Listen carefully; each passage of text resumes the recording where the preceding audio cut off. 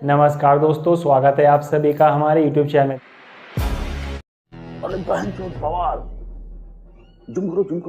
अगर 11 साल 12 साल के बाद केंद्र में जो सरकार है, जो घुसपैठियों को रोकने के लिए इसकी जिम्मेदारी है, जो गृह मंत्री और जो प्रधानमंत्री जिम्मेदार हैं, अगर वही मुद्दा बनाते हैं तो इसका मतलब उनकी सरकार फेल है और वो बाकी सारे मुद्दों से ध्यान भटकाना चाहते हैं। मुद्दा है शिक्षा का, पलायन का, भ्रष्टाचार का, 70 करोड़ के भ्रष्टाचार जो सीएजी ने उजागर किया है, वोट चोरी का, महिला सुरक्षा का।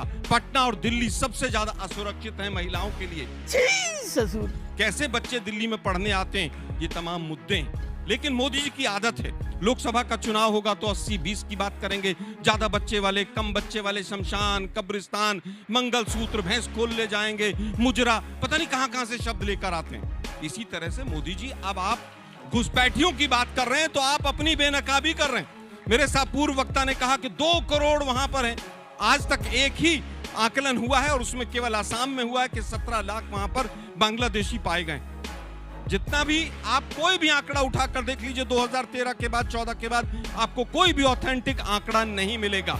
11 साल 12 साल के बाद आपको डेमोग्राफिक शिफ्ट की बात याद आती है। वेस्ट बंगाल आएगा तो घुसपैठिया मुद्दा, झारखंड आएगा तो मुद्दा, आसाम आएगा तो मुद्दा, दिल्ली आएगा तो मुद्दा। अब बिहार का चुनाव हो तो सारे घुसपैठिए बिहार में चले गए, लवड़े न भोजन। दिल्ली वाले सब वापस भेज दिए इन्होंने, लाला रामदेव के ट्रक में भर के वापस भेज दिए सारे के सारे। आज तक इनके पास कोई आंकड़ा नहीं है, मुद्दों को भटकाने का केवल आंकड़ा। अमित शाह जी देश के गृह मंत्री हैं। मुझे लगता है कि पहली बार ऐसा इस देश में हो रहा है कि गृह मंत्री खुद ढोल पीट रहे हैं कि हम इनकॉम्पिटेंट हैं। आंकड़ों से समझिए कैसे इनकॉम्पिटेंट है। 2004 से लेके 2013 के बीच में हमने कितने घुसपैठिए बाहर डिपोर्ट किए? दैट्स 90,000। अब हम इनके आंकड़े पर आते हैं, 2014 से लेके 2025 तक इन्होंने कितने डिपोर्ट किए? मुश्किल से मुश्किल 15,000 पहुंच रहा है। यही नहीं हुआ, अब क्या किए हैं कि जिस साल से शुरू किए घटाते जा रहे हैं। हमने 2013 में कुल 5,234 घुसपैठियों को डिपोर्ट किया। इनका आंकड़ा सुनिए, 14,989, 2015 474, 2016 308, 2017 51। मतलब कि खुद आप घुसपैठियों को निकाल नहीं रहे हैं तो आपको कौन दायित्व देता है कि आप घुसपैठियों में बात करें? गर्दा उड़ेगा भाई, लेकिन निकालिए तो सही। दूसरी सबसे इंपॉर्टेंट बात है कि गृह मंत्री जी से तो अपना बिटवा संभल नहीं रहा है, अपना विभाग कैसे संभालेंगे?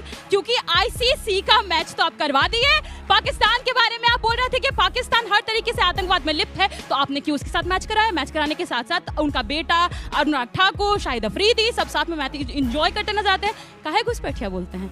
तीसरी बात, आप देश में हर तरीके से नफरत का माहौल बनाना चाहते हैं, इसलिए गिरिराज जी क्या बोलते हैं? वो बोलते हैं कि देश का मुसलमान स्कीम्स का फायदा उठाता है पर मोदी जी को वोट नहीं करता है, इसलिए देश का मुसलमान नमक हराम है।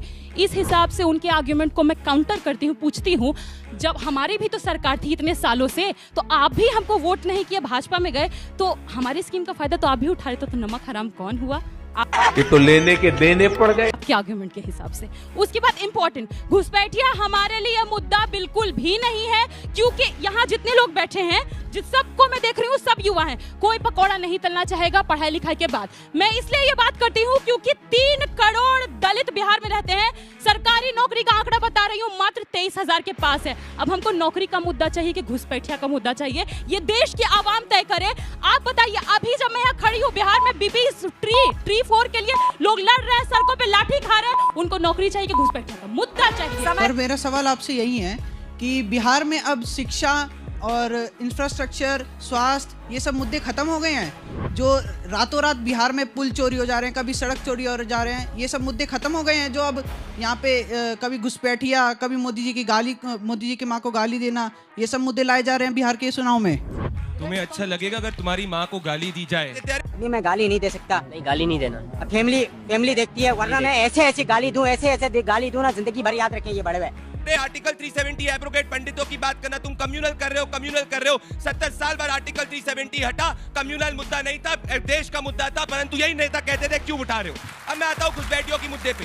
जब एनआरसी लागू करने की बात हुई थी, कौन से लालटेन वाले थे, घूमते थे, जिन्हें बिहार को 70 साल तक सिर्फ लालटेन दिया? क्या बोले लालटेन वालों ने? अरे एनआरसी ला रहे हो। क्या इंटेंट था एनआरसी का? घुसपैठिया हटाने का इंटेंट था। कौन विरोध में आए थे? यही विरोध में आए थे। सीए के वक्त क्या कहा था? मुसलमानों की नागरिकता चली जाएगी। कोई एक मुसलमान की नागरिकता गई? पूछना चाहता हूँ किसी से, बताओ गई? ये पूरे वक्तव्य में मैंने मुसलमान शब्द का प्रयोग नहीं किया। ये मुसलमान को लेके आए। अरे भारत पे भारतीयों को होगा, भारतीय मुसलमान को होगा, भारतीय हिंदू का होगा, भारतीय क्रिश्चियन का होगा। 2,60,000 लोग उनमें डॉक्टर्स कितने हैं? मात्र 19, इंजीनियर मात्र 63।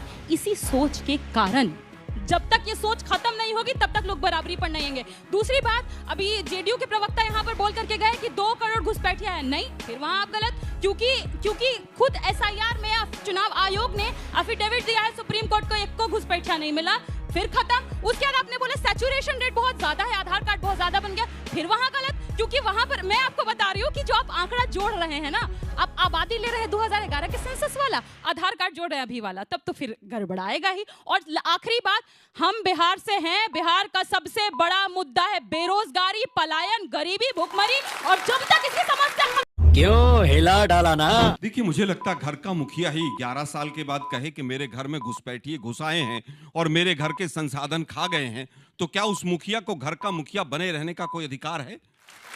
अगर इलेक्शन कमीशन खुद ही कहे कि मेरे यहां पर घुसपैठियों के वोट बन गए हैं, तो क्या उस चीफ इलेक्शन कमिश्नर को अपने पद पर बने रहने का अधिकार है? अगर 25 अगस्त को 2025 में सुप्रीम कोर्ट पूछे कि आपका स्टैंडर्ड ऑपरेटिंग प्रोसीजर बांग्लादेशियों को बाहर भेजने का क्या है, और सरकार कहे कि हमारे पास कोई स्टैंडर्ड ऑपरेशन प्रोसीजर नहीं है, तो क्या गृह मंत्री को अपने पद पर बने रहने का अधिकार है? एसआईआर में ये नहीं पता कितने घुसपैठिए के वोट बने कि नहीं बने। अब हम केवल ये कहना चाहते हैं कि गृह मंत्री, प्रधानमंत्री और चीफ इलेक्शन कमिश्नर बताएं कि कितना आंकड़ा है, कितने घुसपैठिए यहां पर देश में आए हैं, और 7 दिन का समय है आपके पास, एफिडेविट के साथ बताएं, नहीं तो देश के सामने माफी मांगे और बिहार की जनता को गुमराह करना बंद करें। टाटा, गुड बाय, गया। रोग है लगा हुआ जो लिखता हर बात पे, मिलूंगा मैं मरा हुआ नशेड़ियों के साथ में, उस रात में मौजूद था जो तेरा है वजूद, बेटे नाचते हैं तेरे जैसे लड़के मेरी